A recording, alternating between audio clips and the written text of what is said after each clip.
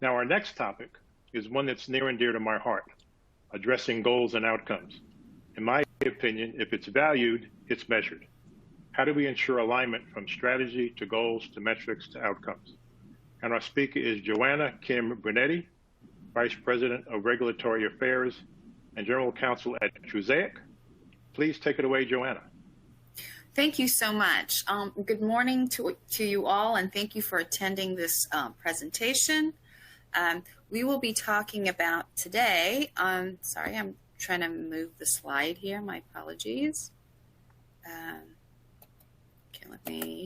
Okay, so today we're going to be discussing the topic of bridging the gap between setting and hitting diversity, equity, and inclusion goals.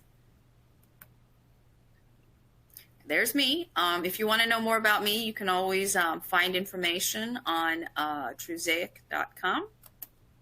Okay, we do have a short time period today of 30 minutes, so I want to hit all the key points. And so to discuss this topic of bridging the gap between setting and hitting goals, I want to explore the findings from the DEI research study, surveying the experience of DEI leaders and organizations.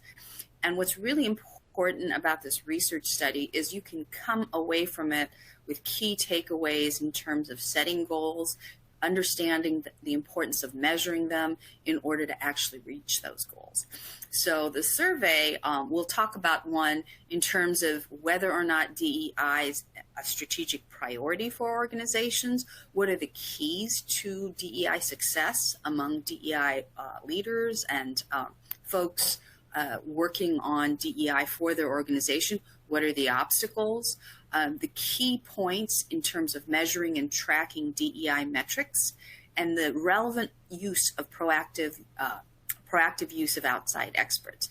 And then we're going to talk about the key takeaways in terms of how it is going to help you achieve your DEI goals.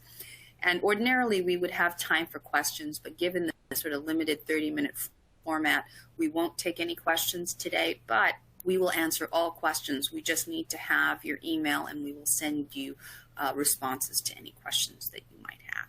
Okay.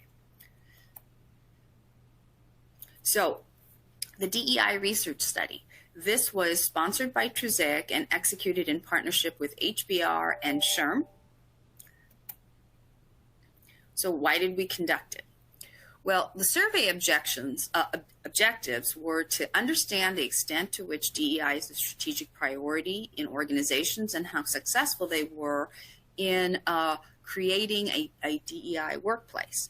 Secondly, our objective was to identify and describe organizations that were successful in creating a workplace that was DEI focused, and identifying what the basic obstacles were to DEI success. Thirdly, we wanted to understand which metrics are being used to track DEI, how frequently progress is being measured, and how DEI performance has changed in the past 2 years in connection with that measurement. And then fourthly, finding out if organizations that proactively employ outside experts in their DEI initiatives and examine the impact that the use of outside experts have on the outcomes. And our hypothesis was that organizations that regularly monitor DEI metrics have shown improvement in areas of diversity of their workforce, equity of their workforce, and increased inclusion sentiment of employees. So basically, you need to know where you are. That's your baseline to figure out where you want to go, setting your goals from that baseline and whether you're actually getting there, tracking whether you're hitting those goals.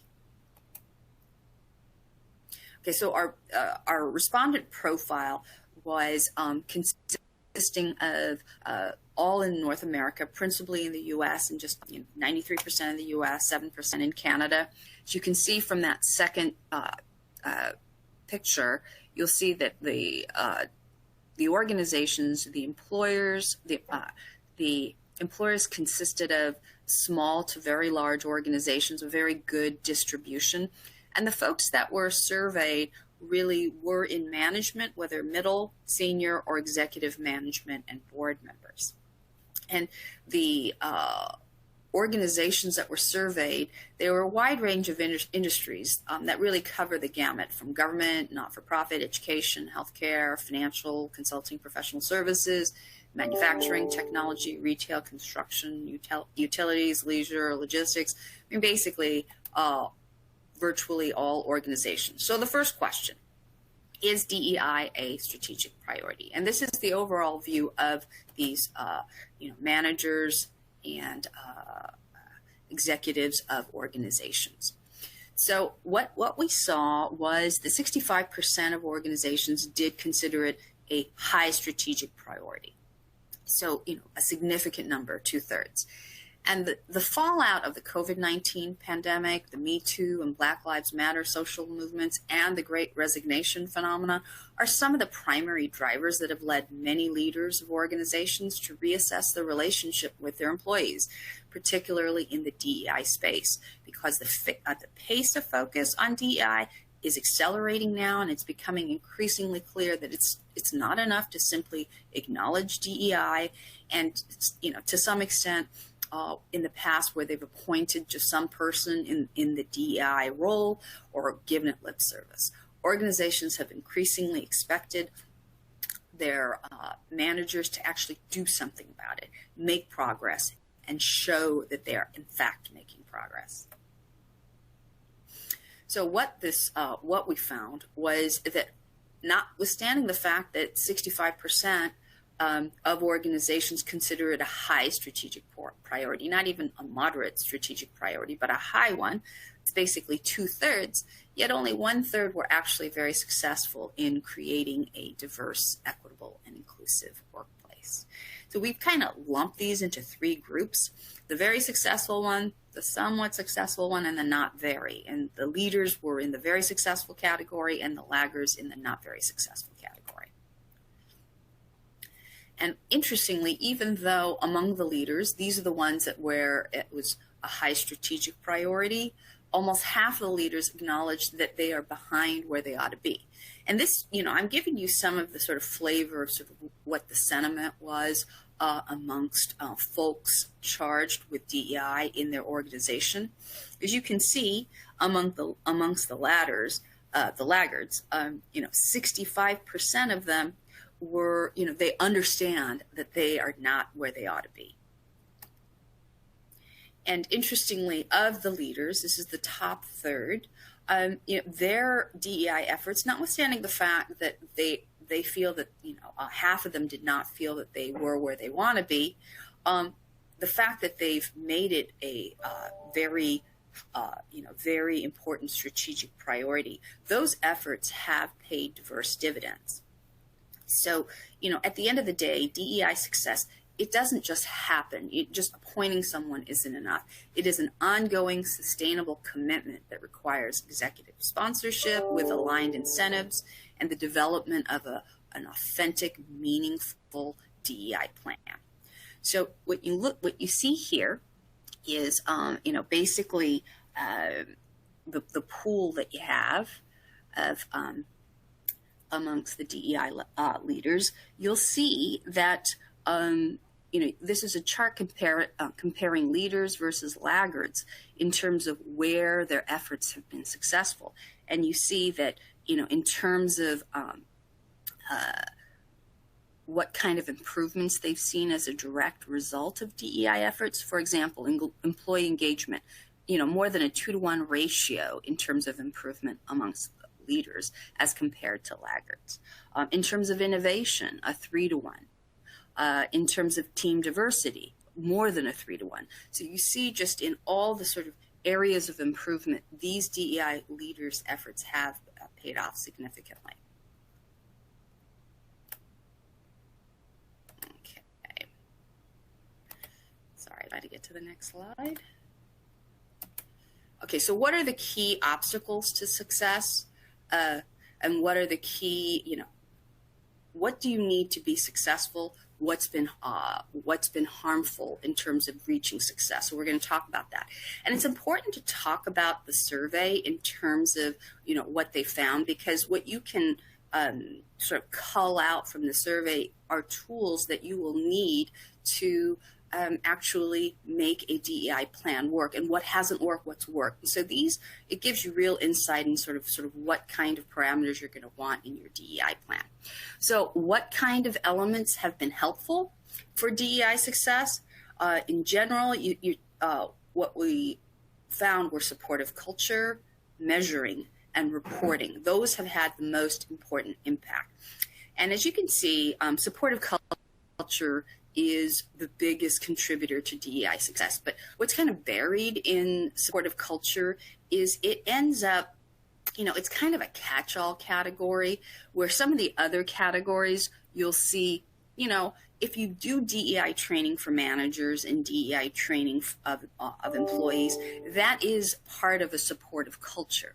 And so, I don't want to suggest that supportive culture is separate, siloed from DEI training, because there is, what we wanted to capture is what is it that managers and executives have found worked and doesn't work. And so, supportive culture certainly is important, but by doing some of the others, those kind of go towards supportive culture as well. And these are conceptual tools to consider.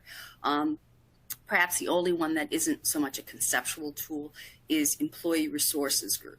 And what is that? These ERGs, they're groups of shared interest. Doesn't have to be like a protected class, like this is, an ERG for women. This is an ERG for Asian Americans.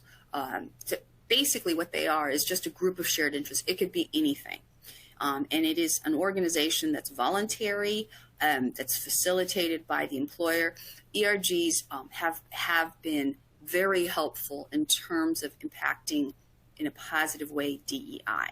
Because what ERGs have been shown to be of value is, the idea is it's a group, voluntary organization within a company, generally speaking, and it allows the people to sort of come together, talk about what's interesting to them, what's important to them, and that could be in the context of DEI. It can allow for mentorship, training, what have you, just basically supporting each other and allowing for the members of the employee resources group to take advantage of the association, if you will, where they feel included and valued. So in a conceptual sense, it could be, a variety of things. In the DEI sense of sort of concretely what you can do, you can have these voluntary organizations to allow employees the sort of environment where there's mentorship opportunities, training opportunities, professional development, what have you. And as I mentioned, these categories, we've sort of listed them discreetly, but they bleed into each other. So when you're thinking about your DEI plan, what kind of things have shown to be successful? These are the kind of things you want to have in your DEI plan, or you should consider.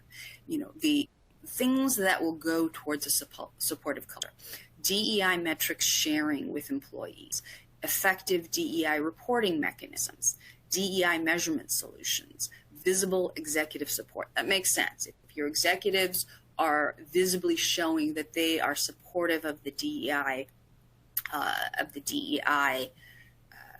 of DEI success in your company, that's going to be, that's going to affect your whole employee pool in terms of whether they view DEI as important. It will also, trickle down to those folks managing and doing the things that you need to do for DEI success, that it needs to be successful. As I'd mentioned, DEI training for managers, employees, and employee resources group, and people resources. Okay.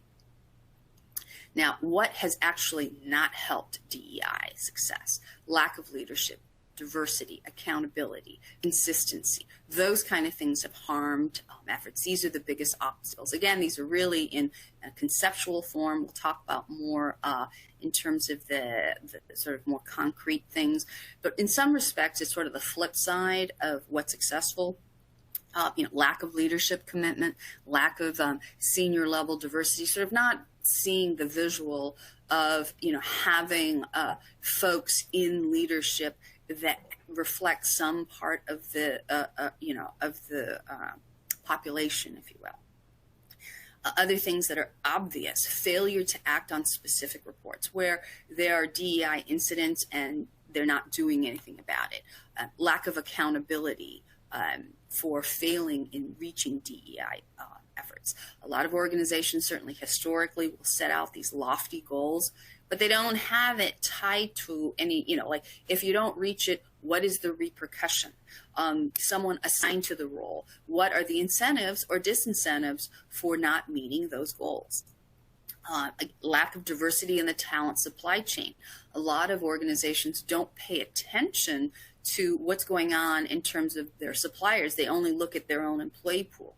But, as an organization that will use vendors, suppliers, etc., you have the opportunity to, promote DEI by, insisting on DEI certain metrics for your talent supply chain. Inconsistent policies, procedures, norms, basically having these DEI policies and not, it's just on paper. No one's actually enforcing any rules or procedures in that space. Lack of defined measurement standards. That's not as significant in terms of what the survey has shown, but those is another category. Also, failure to engage all employees. So, we're going to talk about sort of what kind of metrics in terms of setting your DEI goals. We're going to talk about it sort of each separately, from diversity, equity, and inclusion. Okay, let's launch our first survey poll.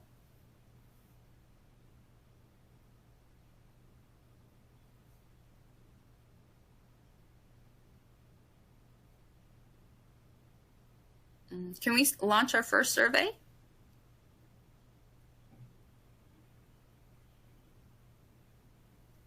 Okay, I think there's a little technical glitch here. So let me just go to the next slide because we're short on time. Okay, so the first thing we're going to talk about in terms of the DEI, we're going to talk about measuring, we're going to be talking about tracking and measuring DEI metrics. And diversity, equity, inclusion, it's one of those things where it's kind of like you want to move the needle in terms of these DEI goals, but you're not allowed to touch the dial. You can think about DEI efforts really sort of shaking the table to move that needle without touching the dial. That's a lot of what DEI metrics and the efforts towards DEI success is about. And what we are looking towards is to how to accelerate DEI success in your organization. Okay, and one of the things we're really talking about, so what we're talking about is bridging the gap between goals and outcomes. So, what we've seen in terms of measuring DEI more than once a year, you see that the vast majority are actually engaging in measuring DEI more than once a year. And, a significant percentage, we're looking at 80 plus % are measuring at least once a year, and at least the majority are doing it more than once a year. And all of that makes sense in terms of measuring, because workforces are fluid. People are getting hired, people are leaving, people are getting promoted, raises, changes in hours, etc. There's a vast the workforce does not stay the same. So in order to see what your improvement is, you need to see sort of your baseline, and then you see your changes over time. And once a year does not provide as good a snapshot as ongoing. But at least once a year is clearly what the majority of organizations recognize as important to do. So when you're looking at your own DEI plan, are you measuring at least once a year, if not more than once a year? That's the vast majority do that. So let's first talk about inclusion metrics. Okay, we're talking about setting goals and seeing what the bridge is between setting goals and reaching those goals. And so how are you going to see whether or not you're actually succeeding? So we're going to want to look at the metrics, and as you saw from the earlier slide, that actually measuring is important. as part of the DEI plan for success. So what are you going to measure? Inclusion metrics.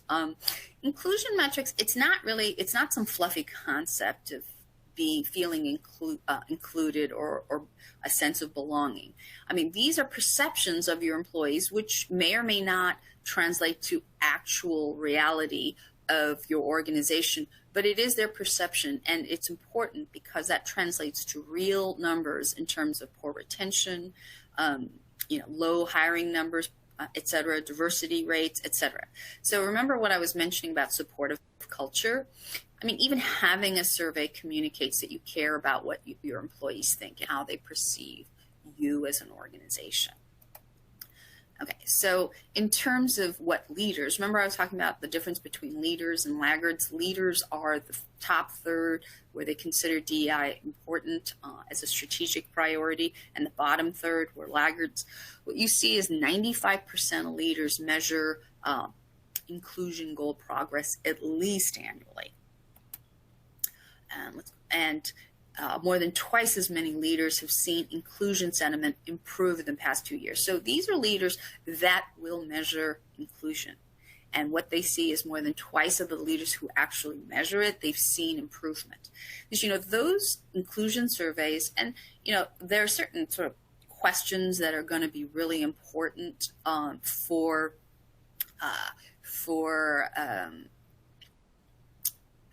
to understand in terms of inclusion. There's also some that are going to be really catered to your organization, but measuring that really gives you helpful clues in terms of what kind of tools you're going to want to use in terms of developing your DEI plan or, improving it. I know we're sort of short on time, so I'm going to fly through some of these slides, and you'll see that you can, when you get down to what it is your organization is going to need for DEI success and bridging sort of your goals and outcomes, some of it is going to be very much tailored to you as an organization. It's not a cookie cutter type of thing, but these are metrics that you're going to want to look at. So in terms of equity metrics, you'll see sort of a long chart, but really at the end of the day, leaders are doing a far better job than laggards measuring them. But these are the kind of things you're going to want to look to measure. Access to opportunity for employees, participation in mentorship program, receiving recognition and praise, receiving development feedback, equity sentiment, accommodation for different needs, abilities, promotion, inclusive leadership, participation in training, compensation. Those are going to be the kind of metrics that you as an organization will want to consider in terms of measuring because for equity. And, equity goes way beyond just pay. Some of them obviously go indirectly to pay, but, and also pay metrics is really important because it also reveals hot spots in terms of other areas, like your pay metrics may reveal clues in terms of your equity metrics, in terms of promotions, in terms of hiring, etc. Okay. Now, you'll see that leaders track way more equity metrics than laggards by far. And you'll see that 94% of leaders measure equity progress at least annually. And it's important, again, is if you are measuring your goals regularly, your metrics regularly, you will see whether or not you're getting closer to those goals or farther from those goals. Okay.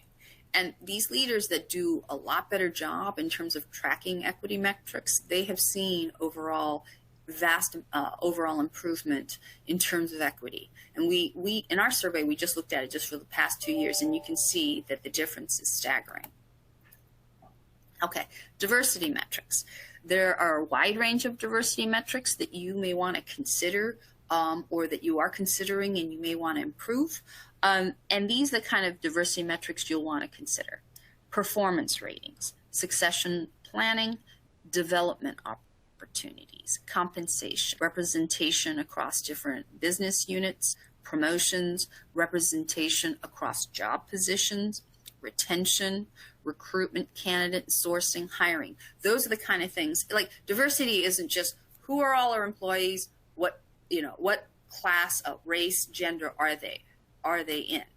diversity is not just the positions. There's so many different ways you can measure diversity, and so many different ways that will reveal key insight in terms of whether or not you are reaching your diversity goals. Okay, and leaders are tracking more areas in diversity than laggards. In fact, 25% of laggards don't track them at all.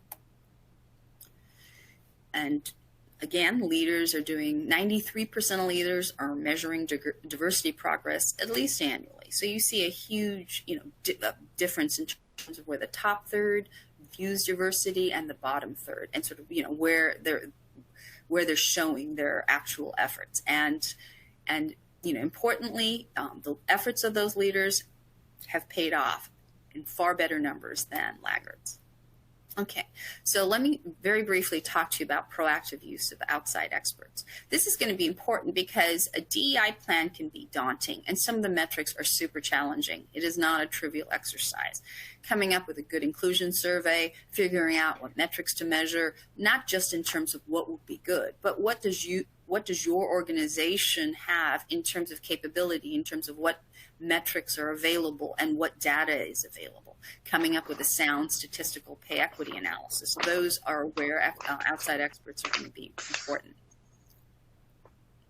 And not surprisingly, leaders have seen greater benefits from employee experts, especially when it comes to tracking DEI progress. And let me switch over here because I want to talk about the key takeaways. These organizations were surveyed in terms of what they're doing, how successful they were, and what it really tells you is just what are the tools you as an organization will want to use. So first, DEI planning or refining in that case. One, having a business case to present to your executives in terms of why DEI planning needs to be part of your sort of business operation.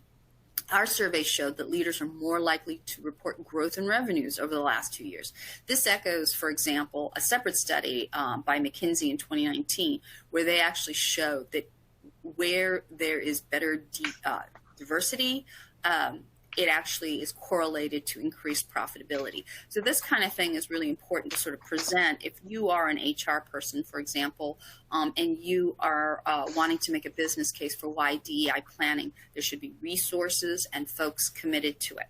And getting that executive commitment and getting outside experts where there isn't inside expertise.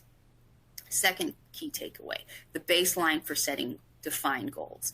And this presentation is going to be available to you so you can look at it. But, the diversity metrics, that's very important. The equity metrics, the inclusion survey metrics. And what we haven't talked about specifically are focus groups and interviews. Those are also things you can use to establish your baseline. Now, remember, what we want to accomplish here is to figure out how to bridge that gap between goals and outcome. This baseline identifies what your goals are going to be. Third, concepts underlying that bridge or that connection. Supportive culture, that's the catch-all. Accountability, leadership. And then there's a typo there, but metrics, importance of metrics. 4, in terms of the tools to bridge the gap, you can see there's a whole list of things that you can do and that really kind of called out from the presentation and of the survey of the things that you can engage in. And fifthly, tracking progress. I already talked to you about the fluidity of workforce, but tracking whether you're getting closer or farther. And this tracking is really important for linking the accountability to progress. Now, at Trusaic, we have a solution that improves DEI initiatives with our PayParity solution. It provides the metrics that you'll need and also provides pay data reporting. Now, I'm not sure that we have time to launch a poll question, but this is our next poll question. We're really out of time. Okay. All right. Let me just go to the next one. Now, as I mentioned, we have an email here where you can send the email and we will answer all questions. I'm sorry that our presentation time was so limited, but you're certainly welcome to look at the presentation. There's a lot of content in there that you can use to help shape your DEI plan, figuring out how to bridge that gap between goals and outcomes. Thank you so much for your time.